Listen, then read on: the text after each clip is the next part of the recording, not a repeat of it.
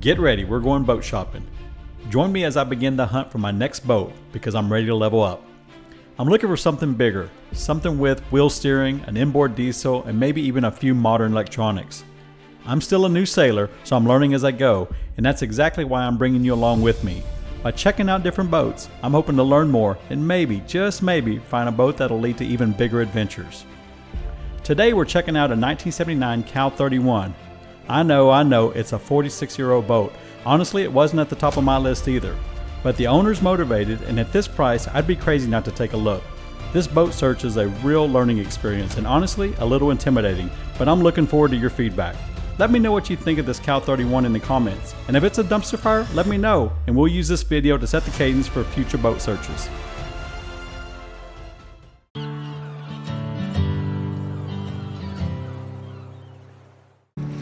Today I'm at the Corpus Christi Municipal Marina to take a look at a boat. It's a boat that I took a look at about 3 or 4 months ago. I'd mentioned to the rigger that was working on my boat that I was looking for something a little larger and possibly with a wheel steer and inboard diesel. He mentioned this boat. He said, I don't know a lot about it, but it looks like it's in decent shape and I know the owner is looking to sell. So I checked it out, and sure enough, it looks like somebody's taking really good care of it. And when I say checked it out, I just walked around the outside of it. It's not too far from where my boat is at here at the marina. So I looked at it, it was a little bit expensive. It was like $20,000 and they had just dropped it to $15,000. And there was some conversation that they knew that the owner was really wanting to sell it, so you could probably get it maybe for $12,000. But I've watched the price go from $20,000 to $15,000 to $10,000, and I just recently looked because I want to start creating content about boat reviews as I learn the process of what it is that I'm looking for or what I want and don't want in a boat. I remember looking at this boat and I thought, well, let me do some footage of it. And I noticed that the owner now has it at $7,500, which seems phenomenal considering the amount of work that's gone into the boat. There's been a number of upgrades, which include fairly new standing rigging, running rigging. There is a newly updated 16,000 BTU AC, as well as some updated GPS chart plotter. I don't know how old, they have some dates on the information for the rigging, but I don't see any dates on the AC or the plotter. But either way, it says that they were upgraded. So anyways, I'm walking over to the boat now. I'll be there shortly and we'll get some footage. I'm also brought the drone out and I want to start working and getting better with using the drone around water. I'm so scared of it landing in the water and losing it that I really don't use it as much as I should. And today's windy, so it's the exact reason why I bought the DJI, because it's more robust in these type of conditions. So let's see what it can do. And really the only thing I can film is take a look at the masthead and get a better look at that and just, again, get some experience using the drone. All right, so I'll follow up here shortly. So here she is, a 1979 Cal-31. At first look, looking at the gel coat on the top, looks like it's in really good shape. We have some canvas over the different hatches, matching sail cover. It's a little worn there on some rub spots, but just what you would expect. Probably I would expect a little worse for something that's 1979. The freeboard looks to be in decent shape here. This is one of the upgrades that they mentioned in the video. It's a Harkin Traveler, which didn't come standard for this boat. And so that's a decent little feature. They have the electronics covered up, which is good, but there was supposed to be some newer electronics, GPS, and I think I saw in one of the pictures that it was actually B&G. Look at the canvas. Again, the canvas is showing lots of signs of wear, so that's something we're going to need to address sooner than later. But that's very minor when you are looking at a boat.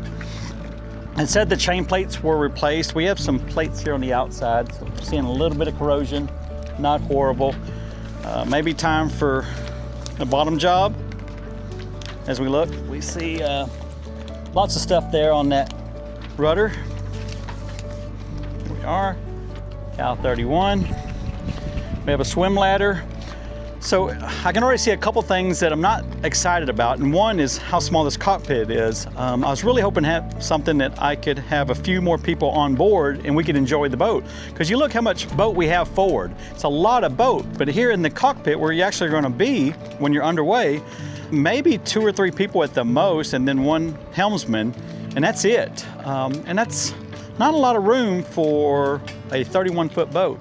I do like that the boom is elevated above the bimini here, so for a new sailor like me, it reduces the risk of any accidental jibes hitting somebody. So we have lazy jacks there. The boom appears to be in decent shape. We have some winches here. I see cleats all over, that's great. I don't know that you can have too many cleats. They need to be cleaned up, and somebody might argue that with every cleat you put in, that's just more holes in there. So it said that it had new running rigging. So I see it here. I see these lines look pretty decent, but then I see stuff like this. And let's see, what does that go into? Oh, that's one of the sheets for the head sail. You know, that's no good. We've got some decent looking dock lines, but some older fenders. Again, I'm pointing out what I can see. I don't know that that's all that, dock lines aren't significant when you're buying a boat, but if they took care of the dock lines, they probably took care of some of the bigger stuff.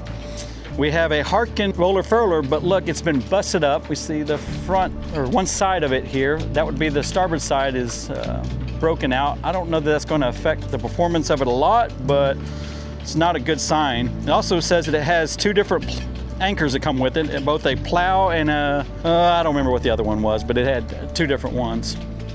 So I can't see too much from this side. I see we have a pole here. One of the other things I want to check out is that it said it had new standing rigging. This is cable standing rigging. So they look to be okay. They certainly are showing some tarnishing, but like this one looks to be in good shape. So we have the chain plates are going to be visible from the inside. It's a really large mass for this size boat, and maybe I just don't understand maybe it's a different construction or whatever, but it just seems huge for as short as it is. What else can we talk about here? I like how they keep the rails covered. Ideally, I would replace that with stainless steel. I think it's a lot of boat for $7,500. It's just, this cockpit size is probably the biggest downside that I see.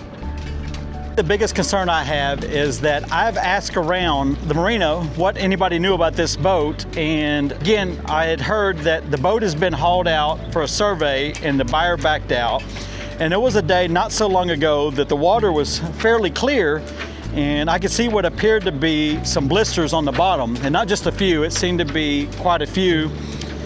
So at the $7,500, I'm not going to spend the money to, sorry, the wind's kicking up and probably making a lot of noise for this mic, but it's not at the price point for this boat that I would spend the money to haul it out and have a survey.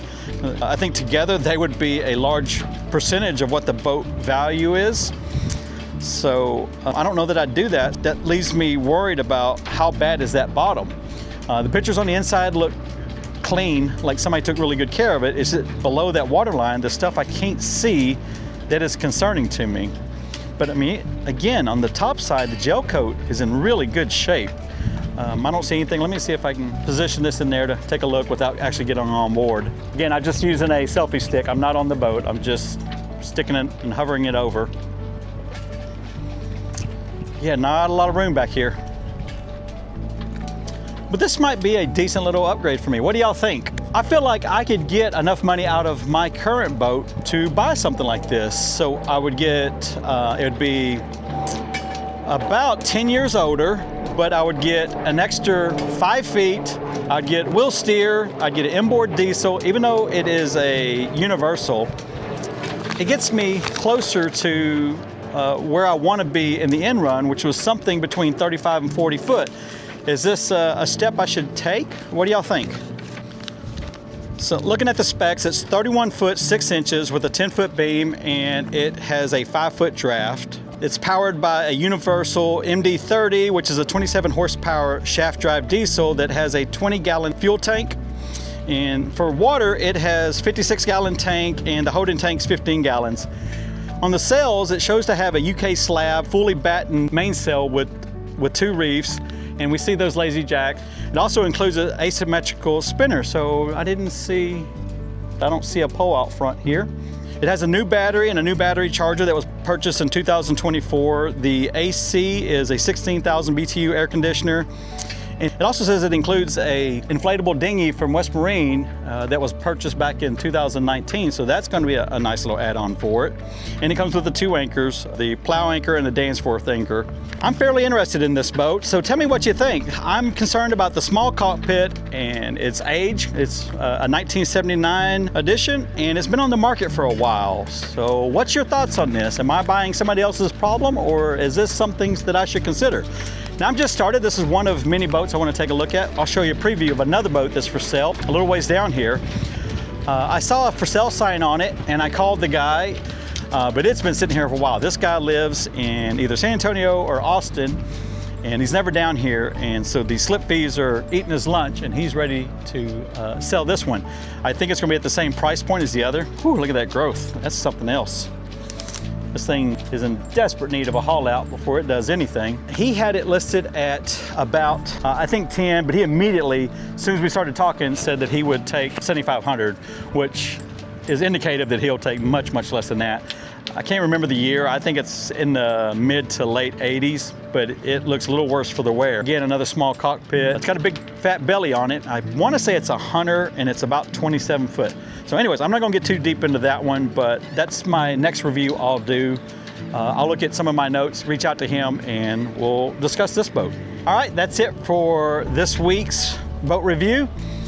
I do want to know what you think, especially if you have any experience. So we're on the hunt for a new boat, but we're in no rush. We have a little boat that I'm learning on, and I'm brand new to this, and what I don't know about boats could fill this bay. The last thing I'm trying to do is pretend like I know everything about boats, because I don't, but I'm learning, and I've posted these videos so that we can learn together, or maybe even I can learn a little bit from you. We're looking at stuff in the 35 foot to 40 foot range, and would love to have something a little bit newer, but then that requires financing, a little bit more on the financial burden. Where I'm looking at these other stuff that allows me to upgrade in boat. They call it the rule of 4s. You always want something 4 foot bigger. So that's where this one comfortably fits in. And it's a cash boat that, you know, I could sell mine, have enough cash, and move into the next boat. But I don't want to buy somebody else's problem. And I don't want to buy a boat and then spend a ton of money getting it all fixed up just to sell it. So essentially what I'm doing is fixing up a boat for somebody else. Because I feel like it's what I'm doing with the Salty Serenade. Done a ton of repairs, I won't get any of that money back, but I've learned a lot, and I'm just gonna make it a really nice boat for the next buyer, or at least a safer boat. I don't wanna be in that cycle where I'm just repairing boats, because I don't have the finances for that. And it would be nice just to get the boat that it's gonna be a little bit more long-term. Of course, it's not gonna be a cat or anything like that right out of the box. But we could certainly maybe buy something that would allow us to travel up and down the coast. Like, we could run it to Kima if we wanted to, or South Padre Island. So anything repairs we do, that we get to reap the benefits of that. We're not just fixing it to sell it. Anyways, leave your comments below, and let me know what you think, what somebody in my situation to do. Somebody that's been selling for about 1.5 years, is super excited, wanting to get into something a little bit bigger. I want to get away from that tiller. I know why people like it. They're traditionalists, and you get to feel the boat. I get it, but my back starts bothering me after a couple hours of holding on to that tiller with a twist looking forward. I'm looking for something a little bigger cockpit, so when I have to tack, it's just really difficult with a small cockpit. Like, tiller is 3/4 the length of the cockpit, so everybody has to move when I'm going to either tack, and the boom is significantly lower. That creates a safety issue. Not a concern for a long-time sailor. It is something that I'm always more sensitive to, or more alert to, as a new sailor, because the jives kind of sneak up on me a little quicker than I'd like. I've been really fortunate. I've not had any big accidental jives that have, been close to hurting anybody, but it is that fear. And I guess that they instilled that into me to be really, really careful. And so now I'm overly sensitive to that actually happening. It's one thing if you mess up your rigging, it's another thing if it hits somebody in the head. All right, so that's it for this week. I'm really interested in this boat. I might talk to them. I even wonder if I just threw out a ridiculous offer just to see if they would buy it, because I've watched this boat go from $20,000 to $7,500, and it says $7,500 or best offer. I know that slip runs just south of $500 a month. I can see where it'd be frustrating and they just want to dump it, so I might be able to walk into it. My biggest question is going to be, is it saleable? Can I take it and sail tomorrow? I don't want to buy a boat that I need to do work on before I can sail it. That's probably the number one thing that I'm looking for when I find a boat. That Hunter I just showed you, it's going to need to be hauled out and have a bottom job before it goes anywhere. So that right there takes it off my search list. I don't care how good of a deal it is. I want to be able to sail it the next day. Alright, that's it for this week. I hope you enjoyed the video, and if you did, I hope you smash that like button, subscribe, and share the link. Thanks again. I'll see you next time.